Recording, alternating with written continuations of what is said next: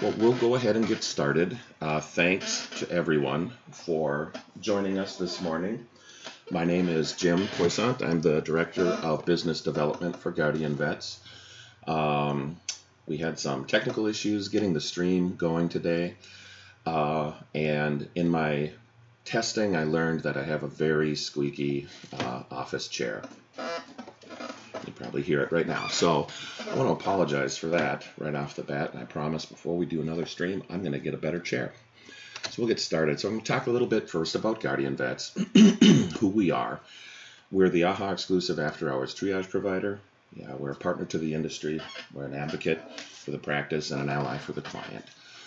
We believe in being there for the pet owner when they're in that critical moment, that crisis moment.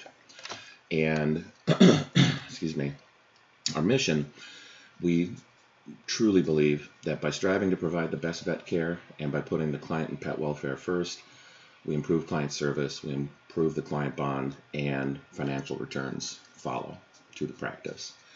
We really work hard to strengthen the bond between pet owners and their vet practices through tech innovation and excellent service and continuity of care.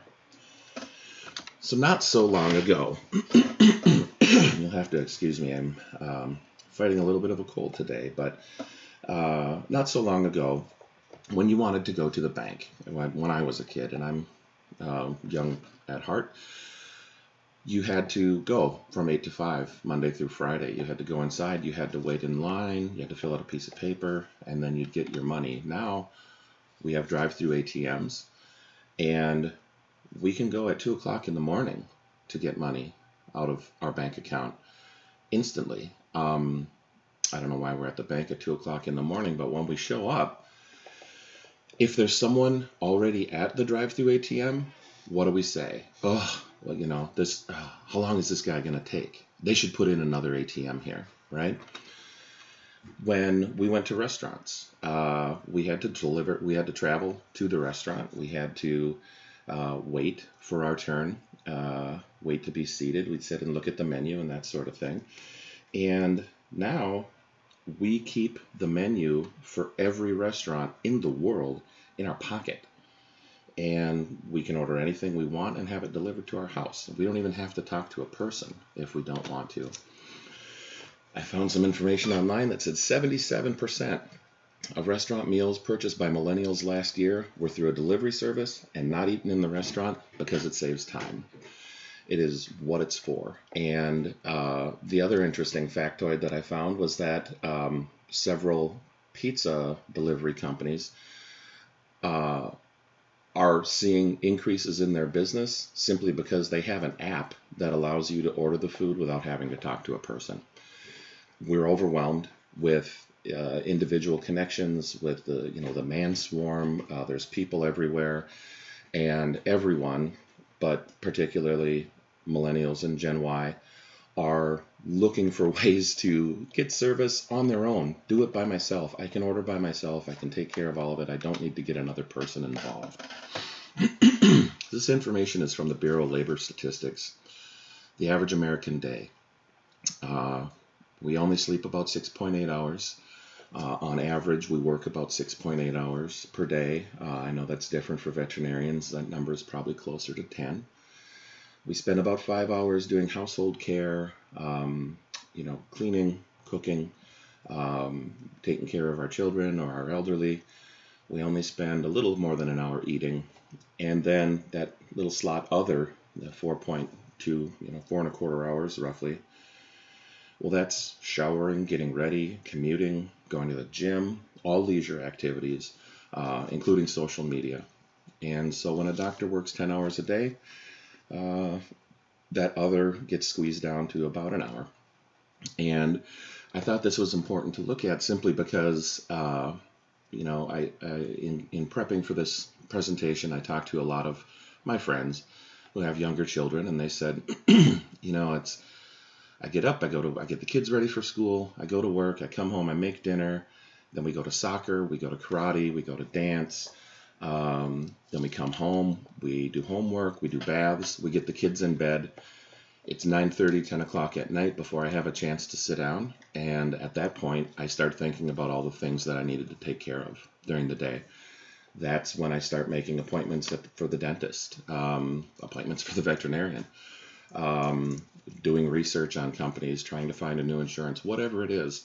All of those things are happening later and later in the day for everyone. And it's difficult sometimes to get all those things taken care of. So as our days get busier, our time gets busier, we get more involved and more invested in all these things. The market responded with something that has been dubbed the creative revolution. We had the agricultural revolution, the industrial revolution, the tech revolution, and now we're in the creative revolution, which is people are finding ways to feed modern consumers what they need, when they need it, to meet their expectations on their terms. So we've added conveniences like self-checkouts, drive-through ATMs, which I already mentioned, drive-through restaurants. In my town, in Minnesota, we actually have a drive-through restaurant that serves full meals. You order ahead of time, and then they tell you how long it'll be, and you go through a drive-through and you get a full meal, not just fast food. And employers have had to look at some different options as well, offering things like flexible work schedules or remote work options, which is what all of us at GuardianVets do, because we need to squeeze a lot into our day. And, for pet owners, if I need to see the vet, I probably need to take a half day off from work, or I need to try and squeeze it in over my lunch hour, something like that. And then, of course, a lot of services that have been designed just to make things easier for us to pack more into the day. Good Eats, DoorDash, Amazon, obviously everyone has heard of, Prime next day delivery. I haven't been to Target in years. And when I married 24 years ago, one of our first dates before we got married, one of our first dates was they opened the first Super Target in Minnesota, and we took a road trip to go see it because we're just super cool people, really fun, and we know how to have a good time. So we're in this always on culture. Right? Back in the day, phones used to be in the kitchen. When I grew up, our phone was in the kitchen. It had a rotary dial on it. I actually had a nephew recently who asked me, why do they call it dialing the phone? He had no idea why it was called dialing the phone. But now, we carry smartphones with the sum of human knowledge in our pockets. That's so astonishing. And what we have access to is unprecedented. Our phone is always on. It's always connected. We can be reached via every communication platform instantly, everywhere. I could be called, tweeted, emailed, texted, Facebook messaged. Everyone that I know can reach me in countless different ways, instantly, no matter where I am. There's an interesting debate about smartphones and cell phones, and that in the past, the question, where are you, was never asked. Because if you were communicating with someone, you had to know where they were. If you wanted to send them a letter or talk to them, even by phone, you know where they are because you called their home phone. They're in the kitchen at their house. Now that we have cell phones, where are you is a very common question. So we're used to this. We're used to being always on. We're used to being always connected to everything all the time. And we don't want to break that habit for a business. We don't want to have to wait until 8 to 5 Monday through Friday to get money out of the bank. We want it now because it's what we're used to. We expect 24/7 service from everyone nowadays. And the way that the market has responded for some of these things are simple things like FAQ pages on websites, chat apps on websites, GuardianVets, after-hours triage service springs to mind. Different ways to be available for consumers that are too busy during the day to get around to some of these things. And it's kind of sad, but I know it's the way that we live. when the day ends and we finally get to sit down on the couch and turn on Netflix, inevitably my wife or myself will suddenly go, oh, I was supposed to do such and such day. I was supposed to, schedule this appointment, whatever it was. So then social media, we have, on average, people use social media a little more than 2 hours per day in America. The number of accounts that each individual has doubled since 2012. So 6 years, this data was from 2018. It's doubled. So if in 2012 you had Twitter and Facebook, you now also have Instagram and Snapchat or what have you. When we post, what we've learned is that we get instant feedback from our friends, from our audiences, from what have you. And now we expect it from companies too. We expect instant feedback, instant connection. It's taught us that companies should be listening when we're ready to talk to them, essentially. This is a great picture, and I wanted to share it with everyone because I'm super jealous of this guy. Kentucky Fried Chicken had, most company Twitter feeds don't follow people. And that's not true for Kentucky Fried Chicken. They followed all 5 of the Spice Girls, and they also followed 6 people named Herb. And the guy riding on Colonel Sanders' back right now was the first Twitter user to realize that KFC followed 11 herbs and spices. Ba-dum-bum. And he noticed it, he pointed it out on Twitter, he immediately became an internet celebrity, and KFC commissioned this beautiful oil painting of him riding on Colonel Sanders' back with a drumstick in his hand through a wilderness scene. But we expect companies to be listening. Stories like this pop up fairly regularly. We expect, if anyone who follows Twitter at all, about Wendy's has an excellent Twitter feed. Very funny. They're very engaged, and they are communicating with their consumers, sort of tongue in cheek. But it's what we've come to expect from businesses, that they're listening and they're there when we want them. So with social media, consumers, we're more educated with the internet in our pocket. We're more educated. We can thoroughly research a company or a product or a service before we ever make a purchase. We have seen it in businesses like Circuit City that went out of business because, frankly, it was easy to go into Circuit City, find something that you liked, and then pull your phone out of your pocket and order it from Amazon and save a little money. But more importantly, they feel empowered because they have an audience. They have their own audience that they can preach to.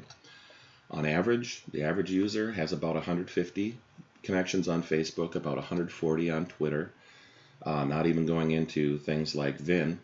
That's sizable. That's a sizable number. And they know that if they complain publicly about a business, they are likely to get a better response from that company, or at least a quicker response.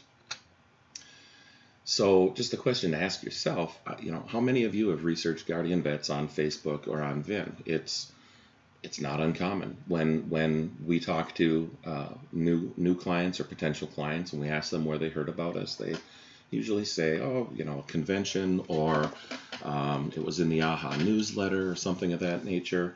And then they usually say, and I'm in a VMG group and we were talking about it and people gave me their feedback, or I saw it on a Facebook group, people were talking about it on Vin.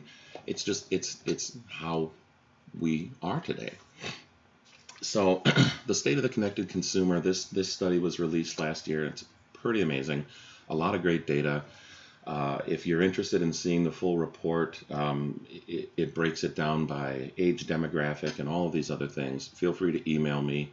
I'm jim@GuardianVets.com. I'd be happy to share the full publication with you. But when a client reaches out to a company, 2/3 of them expect to be answered within 24 hours, but 40% expect an answer within the hour. And right or wrong, that is what we've been trained to expect because of social media, because of our lifestyles and the way that other companies are adapting. It's simply changed how efficient we expect businesses to be, including things like device hopping options, right? 60% of consumers will change their contact channel based on where they are or what they're doing. Streaming services offer this. You can start watching a movie on Netflix on your TV, and then you have to shut off the TV because you need to take your kid to a school event or whatever it is, and then you can resume the movie right there on your phone while you're waiting for them. That also applies to when I'm connecting with a company like Comcast. I can reach them by phone, I can reach them by web, I can transfer my web chat with a Comcast person to my cell phone to continue the chat, because we're always on the go, we're always moving, and we need to be able to keep the conversation going no matter what we're doing, no matter where we are or where we're going. So, how do we keep up with this, with all of these changes, with all of these things that are happening, and with the changes in consumer expectations? We've definitely become more demanding. Again, this is more information from the State of the Connected Consumer, but really, customer service is now the key competitive differentiator, especially with practices, veterinary practices, because from, unfortunately, the client's perspective, a vet's a vet, right? If they love the service, they're bonded to the veterinarian, they're bonded to the front desk staff, they're going to stay there. If the service isn't great, they're likely to make a switch or to find a new outlet. We think that it's price, but at the end of the day, what a modern consumer considers to be valuable, price is only one component of it. The price is a component, the result that they receive is a component, but the way in which those results are delivered is also important to them in figuring what they see as value. So again, this information is from the State of the Connected Consumer, and I'm going to go from the bottom up. They surveyed 67,000 people. 80% stated that meeting expectations is as important to them as the product and service. And 76% said they expect companies to understand their needs and expectations. They don't feel that they should have to tell you what they expect. They expect you to know it, and it's as important to them as the product or the service is that those expectations are met, whatever they are. 70% said that connectivity is important to winning their business. They want to be able to connect, to reach these individuals, again, where and when they choose. 2/3 will pay more for a great experience, and 2/3 admit that their standards are higher than ever, as they should be, frankly. With the changes in the marketplace and with the market response to how consumers have been trained by other businesses to what the standard is, what they can expect from a company, yeah, their standards are higher. 57% said that they have switched for a better experience. 56% said they actively seek to buy from the most innovative companies. And innovation obviously is a large category. When it comes to pet care, an innovative practice might offer endoscopy. They might offer digital X-ray, digital dental X-ray, and a really comprehensive full laboratory. And consumers see that. They recognize that innovation. There are always going to be consumers that are looking for the low price option, just whatever's cheapest is fine. But more and more, the modern consumer, even if they're looking for a good value, are expecting a great experience. Their standards are high, and they want innovation. They expect it because they see it all the time, every day. And 41% said they feel less connected to companies than they did 2 years ago. And I think that is the most interesting stat from this study, because companies in the last 2 years have changed significantly, trying to meet expectations, trying to be innovative and offer new and different ways of reaching consumers. And even so, even though we're offering better service, more options, we're trying to meet the client where they want us to meet them, people are still feeling, 41% are still feeling less connected to companies than they did 2 years ago. And why is that? Because when they finally get to sit on the couch and pull out their smartphone, they can do research on all the different companies and all the different competitors that are out there and make decisions. We've learned how easy it is to do research online. Consumers are 4.7 times more likely to view real-time messaging as important versus unimportant. So when clients were asked, or consumers in the study were asked, is real-time messaging important to you? 4.7 times as many people said, yes, it's important, as said, no, it's not important to me. I don't care about real-time messaging. And that's a fairly significant figure. So GuardianVets, and I'm just going to talk a little bit briefly, and I don't want this to be a commercial, but GuardianVets is offering a way to reach these consumers where and when they need to be reached, right? Your doctors don't want to be on call 24/7. Many of you are. There's a lot of on-call doctors out there, and they know how exhausting it is. We have a recent client, and he's given us permission to share his story. But he's an on-call doctor in a rural area, and he has to switch. It's ruining his family. It's ruining his family life. And he admitted that. He said, I have a specific ring on my cell phone that's for calls that are coming through on the emergency line, because he does on-call emergency. And they were at a county fair this summer, and someone else's phone rang with that same ringtone, and his son immediately burst into tears because his son knows that ringtone means that dad's leaving. And he's sharing this story with me, and he has tears in his eyes as he's explaining the story and saying, I'm torn. I want to be there for my clients. I want to be there for these pets and these pet owners, but I have to be there for my family, and I have to be there for myself. Most clinics don't know that clients try to reach them an average of 15 times per DVM per month, evenings.